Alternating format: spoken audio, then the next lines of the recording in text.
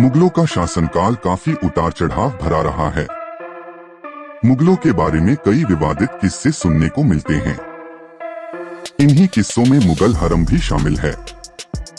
कई लोगों को लगता है कि हरम बनाने का मकसद सिर्फ शारीरिक सुख भोगना था, तो बता दें कि ऐसा नहीं है।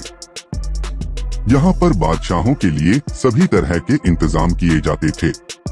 सबसे बड़ा और आलीशान हरम आपको अकबर के शासनकाल में देखने को मिलता है। कहा जाता है कि अकबर के हरम में रानियों और कनीजों को मिलाकर इनकी संख्या 5000 तक पहुंच जाती थी। कई बार इन रानियों और कनीजों की तबीयत खराब हो जाती थी, तब इनके इलाज के लिए शाही घरानों से चिकित्सक या हकीमों को बुलाया जाता था। जब इन हकीमों की एंट्री हरम में होती थी, तब उनका सिर एक कपड़े से ढक दिया जाता था। हकीमों का सिर ढकने के पीछे तर्क दिया जाता था कि वो हरम की रौनक को अपनी आंखों से न देख सकें। इसी तरह ही उन्हें कनीजों का इलाज करना होता था।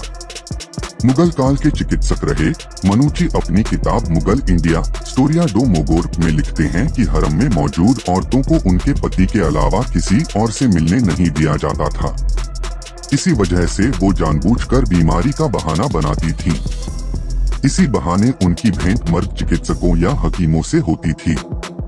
हालांकि इस दौरान दोनों के बीच में एक पर्दा होता था और हकीम का सिर पूरी तरह से एक मोटे कपड़े से ढका होता था और कपड़े के अंदर से ही बीमारी का पता लगाने के लिए हकीम नब्ज टटोलते थे। इस दौरान कनीजे हकीमों का हाथ पकड़ लेती थीं। कई कनीजे हकीमों या चिकित्सकों का हाथ चूम लेती थीं। मनुची लिखते हैं कि कुछ कनीजे प्यार से उनके हाथों को काटती भी थीं। हद तो तब हो जाती थी जब कई औरतें हकीमों के हाथ से छाती से स्पर्श कराती थीं। अब आप समझ सकते हैं कि हरम की औरतें कितनी बेबस हुआ करती थीं।